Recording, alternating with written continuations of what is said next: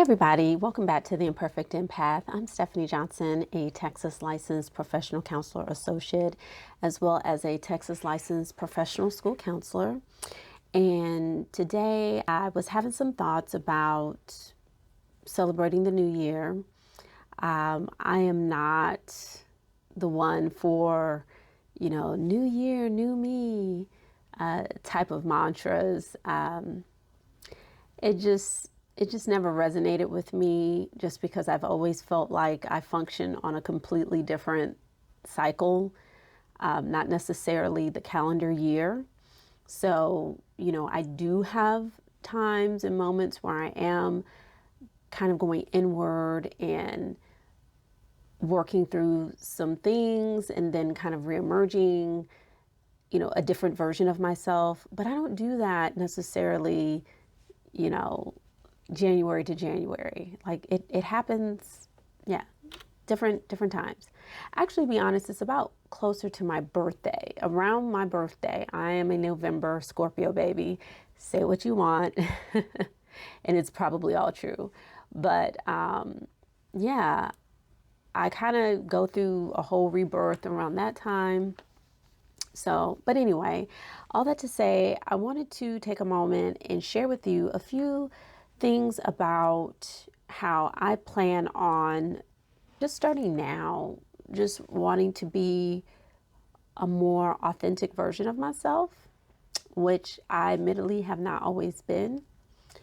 And, I'm willing to share if you're willing to listen. So, okay, so first, I had to think to myself, what does it even mean to be like your authentic self? What is that?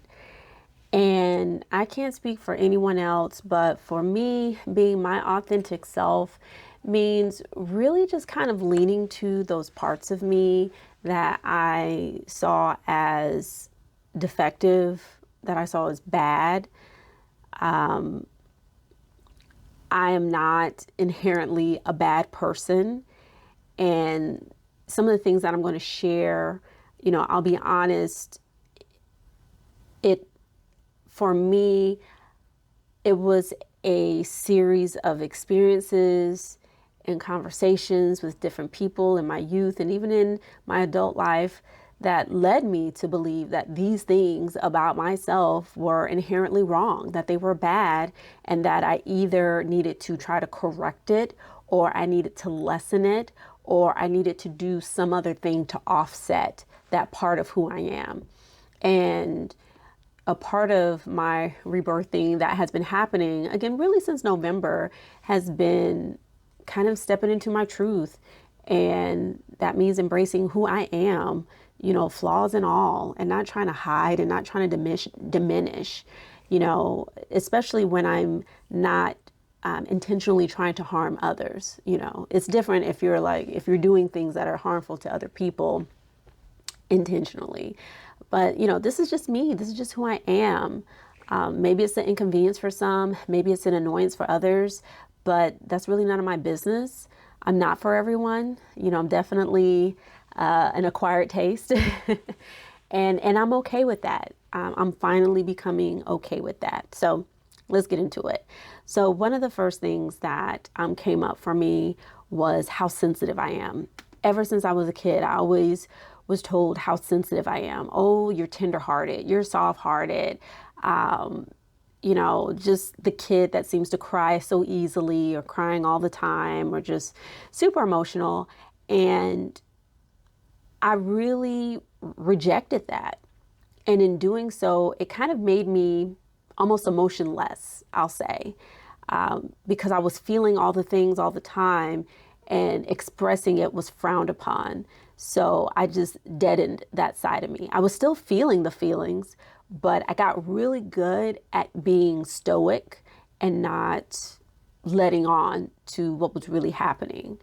So I am embracing that part of me and realizing that it's not a flaw. It's actually me being an empath. I am being my natural empathic self. I have been empathic all of my life. And I feel like as I get older, I become even more empathic just because I've had even more lived experiences. And it's one of the reasons why I'm very mindful about the type of entertainment that I consume, the people that I'm around, because I absorb all of it, all of it. And if you're an empathic person, you know exactly what I'm talking about. So definitely embracing my empathic side is actually the reason why I'm a school counselor, why I'm a therapist.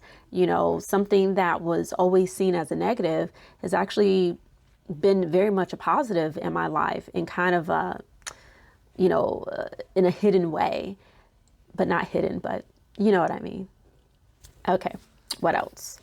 I have notes. Antisocial. Oh my goodness. I cannot tell you the number of times I have been called antisocial.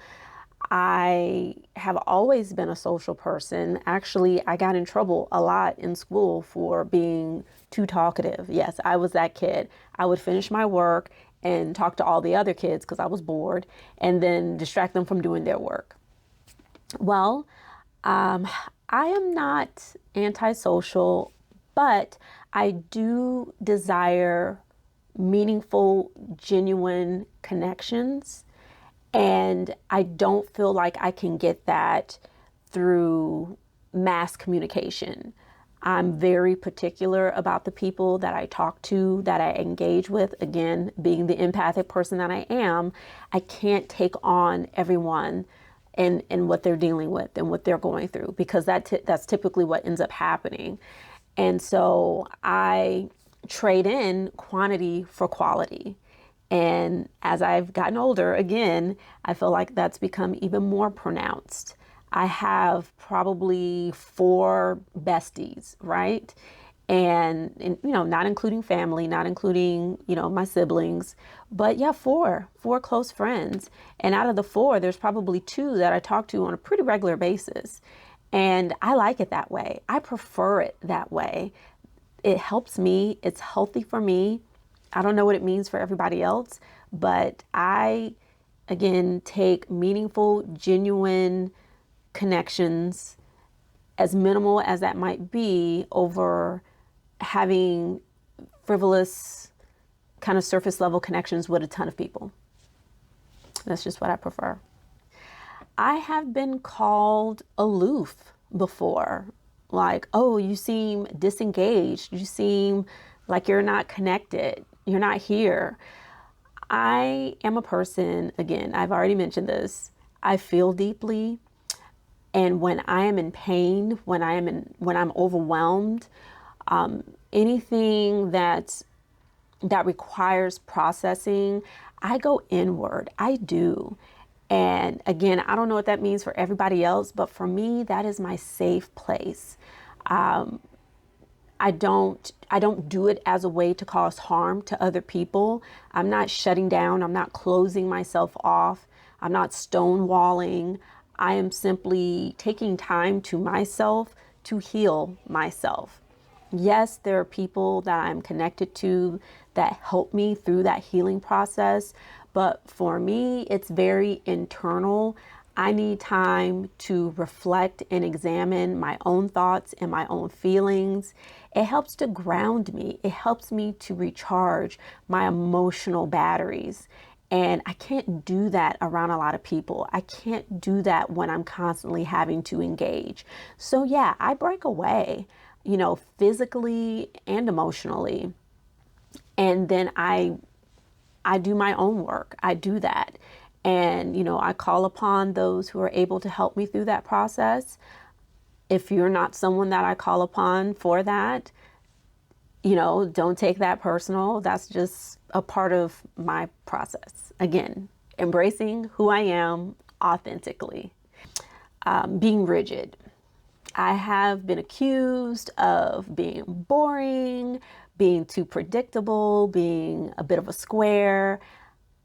I'm okay with that because I need routine. I need structure. I need predictability. I remember one day, I don't know what it was. It was just like one thing in my routine that changed. And I couldn't find my keys. That's what it was. I could not find my car keys. I don't know if anybody can relate, but if any one thing, well, let me not say one little thing, But yeah, like it impacts me. It throws me off. And it's like, where are my keys? Where are my glasses? Because I normally, it's almost like muscle memory. You know, I definitely practice mindfulness, you know, being very intentional, but there are just some things that are autopilot, that are muscle memory, you know, like where you put your keys at the end of the day, where I put my glasses, you know, my nighttime routine, brushing my teeth, washing my face, you know, all of that is autopilot. And so I guess that's what I mean. Like when those autopilot things kind of shift on me, then it's like, whoa, what happened? What's going on here? So it impacts me a lot, probably more than it should, but that's me. That's who I am. And I've always been this way. Like, you know, I just mentioned a couple things, but these are things that are significant because you know, you can call my mama, my daddy, my grandma, anybody, and they can testify that this is how I have always been. I've never diverted from it. The only times that I have, you know, in those moments where I felt like who I was inherently flawed, that it was wrong, that it was bad. And, you know, I did find myself trying to be a little more spontaneous, which is nothing is wrong with that. You know, who doesn't love a little spontaneity? But I found myself in uncomfortable situations. I found myself not being true to who I was because I was needing to be accepted by a group of my peers. And at this point, I'm not even talking about when I was in school. I'm talking about as an adult, you know, trying to play into a type of caricature of who I thought people needed me to be. And I'm not willing to do that anymore. So all that to say, you know, let's embrace being our authentic selves, whatever that looks like. It's not going to be for everybody, and we're going to be okay with that. I won't lie, I'm still actively learning to be okay with that. You know, therapy, right? Thank y'all for watching. I hope you have a wonderful, prosperous new year, whatever cycle that is for you, whether it's, you know, from January to January or for me, November to November. And I'll see you in the next video.